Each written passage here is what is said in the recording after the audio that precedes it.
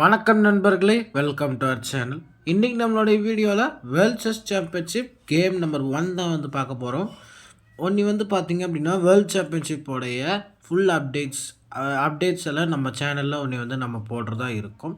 Daily evening வந்து பார்த்திங்க அப்படின்னா நம்மளுடைய அப்டேட் வந்து வந்துக்கிட்டே இருக்கும். அது மட்டும் இல்லாமல் நீங்கள் வந்து அந்த டீட்டெயில்ஸ் வந்து அந்த ஷார்ட்ஸ் பார்த்துருந்தீங்க அப்படின்னா புரிஞ்சிருக்கும். மொத்தமாக வந்து 14 கிளாசிக்கல் கேம்ஸ் வந்து விளையாடுவாங்க. அதில் வந்து ஃபர்ஸ்ட் கேம் இது வந்து பார்த்திங்க அப்படின்னா ஃபஸ்ட்டு குகேஷ் வந்து E4 ஓப்பன் பண்ணுறாரு.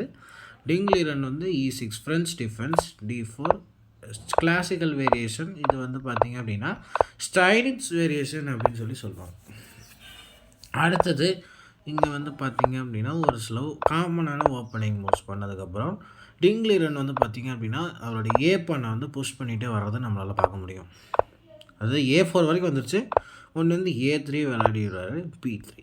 இந்த இடத்துல ஏன் சரி இந்த பானை வெட்டணும்னு நமக்கே தெரியும். லைக் நம்ம வந்து எதில் வெட்டலாம். அப்புறம் இந்த பேக்வேர்ட் பான் இஷ்யூ வந்து ஒரு மிகப்பெரிய ஒரு இஷ்யூவாக இருக்கும். இந்த நைட்டு நம்மளால் மூவ் பண்ணவே முடியாது. சம்டைம்ஸ் பிளாக் வந்து இங்கே D4 ப்ரெஷர் பண்ணுறதுக்கான வாய்ப்பு இருக்குது. அதனால் ஒரு B3 விளையாடுறாரு. இருந்தாலும் இங்கே வந்து C3 ஒரு வீக் பான் வந்து க்ரியேட் ஆகிருக்கு. அடுத்து D4 வெட்டுறாரு. இங்கே B4 இது வந்து பார்த்திங்க அப்படின்னா இட்ஸ் அ கைண்ட் ஆஃப் மிஸ்டேக்னு சொல்ல முடியாது. இருந்தாலும் வந்து பார்த்திங்கன்னா இங்கே கவுண்டர் அட்டாக் தான், கவுண்டர் த்ரெட்டு. இங்கே குயின் C7 வந்து விளையாடுறாரு. இது சரியான மூவ் தான். அதுக்கப்புறமா இங்கே நைட்டாலேயே வந்து வெட்டிடுறாரு. சரி இந்த இடத்துல வந்து நம்ம டேரெக்டாகவே வெட்டலாமா அப்படின்னாலும் இந்த பான் பின்னில் இருக்குது. அதனால் ஃபஸ்ட்டு இந்த பானை புஷ் பண்ணிவிட்டு அப்புறம் C7 போனதுக்கப்புறம் நைட்டாலையும் வந்து வெட்டிடுறாரு. நைட் B6 இந்த இடத்துல நைட்டால் வெட்டினா ஸ்ட்ராங்கான சென்டர் வந்து பில்டப் ஆகும். அதனால் நைட் B6 அதுக்கப்புறம் castles night C4 bishop attack பண்ணுறாரு. பிஷப் F2 அதுக்கப்புறம் வந்து பிஷப் D7 அதுக்கப்புறம் ஒரு சில ட்ரேட்ஸ்லாம் நடந்ததுக்கப்புறமா ஃபைனலாக வந்து இதுக்கு தான் ஏப்பான புஷ் பண்ணிட்டு வந்திருப்பேன்னு நினைக்கிறேன். ஏன்னா நைட்டை B2 போட்டு அவுட் போஸ்ட். பட் அந்த நைட்டு தற்போதைக்கு எதுவும் பண்ணுற மாதிரி தெரியல. ஆனால் லேட்டரால் இந்த நைட் வந்து ஒரு பவர்ஃபுல்லான நைட்டாக மாறிடும். எப்படி அப்படின்றத பார்க்கலாம்.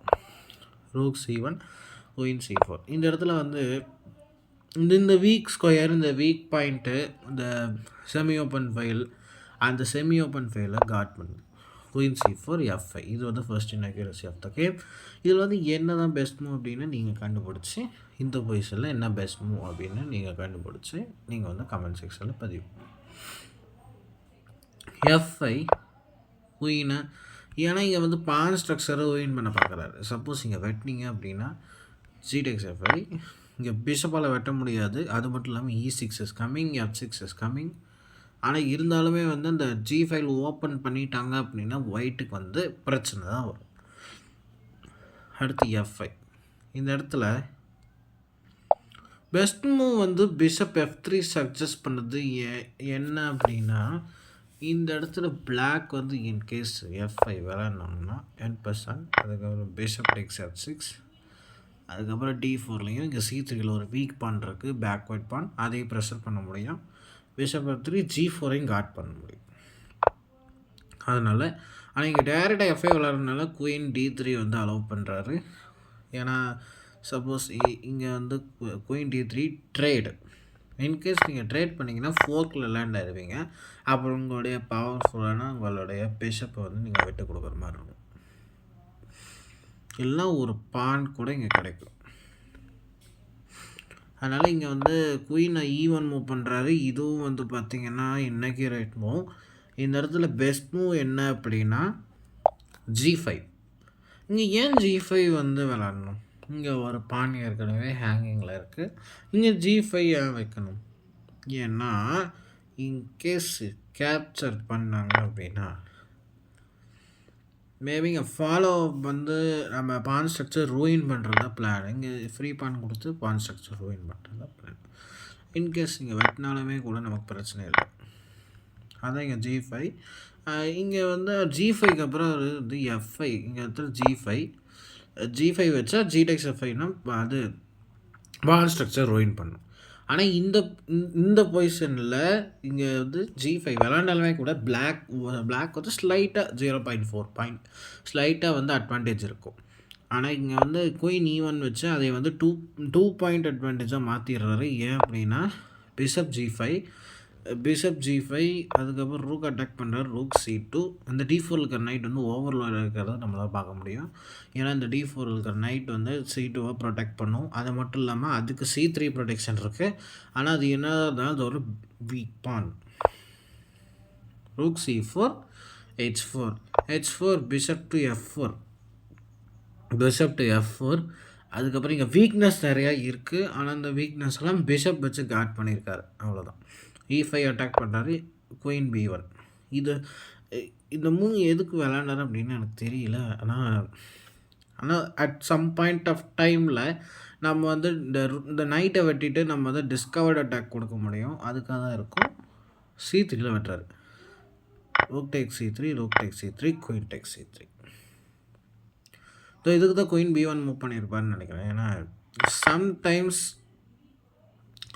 இங்கே வந்துட்டு இப்போ வந்து சம்டைம்ஸ் இங்கே வந்து சேஃபாக நம்ம வந்து ஏதோ ஒரு மூவ் விளாட்றோம் அப்படின்னா இங்கே D4ல் வெட்டிட்டு அதுக்கப்புறம் ரூக்கை வெட்டிடும். ஒரு பீஸ் வந்து அப்பில் இருப்பார். அதனால் ரூக்கை காட் பண்ணுறாரு. Rook take C3 queen take C3. இங்கே B4 அட்டாக்கில் இருக்குது, E5 அட்டாக்கில் இருக்குது, E6ல் வெட்டுறாரு, F into E6. இந்த இடத்துல பிஷப் into E6 நான் நினச்சேன் இது ஏன் விளாட்லாம் அப்படின்னு. இன்கேஸ் நைட் டேக் C6 அதுக்கப்புறம் F into E6 விளாட முடியும். F into E6 இது வந்து பார்த்திங்க அப்படின்னா இருக்கிற அட்வான்டேஜை கொஞ்சமாக வந்து கொடுக்குற மாதிரி ஆகிடுது. ஏன்னா இங்கே வந்து என்னென்னா night E2 queen take C5 அதுக்கப்புறம் இங்கே வந்து ட்ரேட் குயின் C2 மிஸ்டேக். இது ஏன் மிஸ்டேக் அப்படின்றத கமெண்ட்டில் நீங்கள் சொல்லணும். இங்கே வந்து நம்ம இப்போ இது ஸ்ட்ரெயிட்டாக பார்க்குறதுக்கு என்ன தோணுது, நம்ம வந்து ஏதோ ஒரு பான் லாஸ் பண்ண போகிறோம். சேஃபாக இந்த பான் வெட்டலாம். நம்ம வந்து ஏதோ ஒரு பான் வந்து லாஸ் பண்ண போகிறோம். ஆனால் இங்கே வந்து இன்னொரு பெரிய பிரச்சனை என்ன அப்படின்னா இங்கே வந்துட்டு E5 இங்கே E5ல் 2 பாஸ் பண் க்ரியேட் ஆகிருக்கிறத நம்மளால் பார்க்க முடியும். அண்ட் இந்த லாங் ரன்னில் வந்து இந்த பாசர் எல்லாமே வந்து பிரச்சனையில் கொண்டு போய் முடிச்சிடும். இந்த இடத்துல பெஸ்ட் மூவ் என்ன அப்படிங்கிறத நீங்கள் கமெண்ட்டில் பதிவு பண்ணணும். ஆனால் இங்கே வந்து 2 பான் கிடைக்கிது. ஆனால் 2 பானையும் அவர் வந்து வெட்டல. அதுக்கு பதிலாக அவர் என்ன பண்ணுறாருன்னா குயின் C4 வாடி ட்ரேட் பண்ணலாமா அப்படின்னு சொல்லி கேட்குறாரு. இந்த இடத்துல ட்ரேட் பண்ணுறது தான் பெஸ்ட் மூவ் அப்படின்னு காமிக்குது. ஏன் அப்படின்னா இங்கே ட்ரேட் பண்ணோம் அப்படின்னா ஒரு பான் தான் லாஸ் ஆகும். ஆனால் இங்கே அந்த அன்ஸ்டப்பபிள் பேசர் பான் நீங்கள் என்ன தான் வந்து இங்கே இந்த மாதிரி ஏதோ ஒன்று பண்ணலாலுமே பிஷப் A4 இருக்குது, பிஷப் E3 அதுக்கப்புறம் C2 அப்படின்னு சொல்லி நம்ம வந்து குயின் பண்ணிடலாம்.